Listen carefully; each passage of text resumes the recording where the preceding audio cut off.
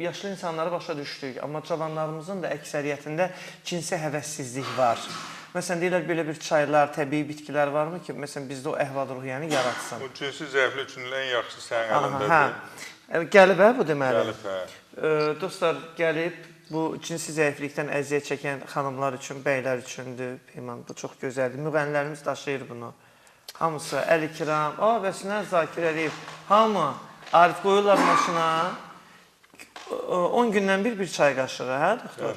Bunun içində belə bir şey yoxdur, təbii macundur. İçində qozdur, fındıqdır. Sizdə İranda ümumiyyətlə satırlar elə mağazinlərdə də görmüşəm. Bir bəzəyir, qozdur, fındıqdır, baldır. İçində arı məhsullarıdır, nə bilim mumiyadır. Amma Samir, orada doktor onu hazırlanmada mən düşünürəm, necə ki sirlər var da deyirlər. İndi o təbii ki o sirlər var, amma çox yaxşıdır. Nə demək istəyirəm? Sən dedin, izləyicilər götürərlər dedikləri qarışdırar. Yo. Bizi bədbəxt edən insanların biz otururuq, izləyirik. Məsələn, Seyfəddin mənim dedi ki, kəkotunu buna qatdım, onu belə elədi. İnsanlar sözü eşidən kimi deyir, əşi gedib onu özüm alana qədər. Düşürmə aşağıdan alır. Həmin o zəncətində. Yoxlanmamış, eləməmiş. Bu doğru deyil. Bu əlbəttə doğru deyil. Prostat vəzdə, qaraciyərin müalicəsində.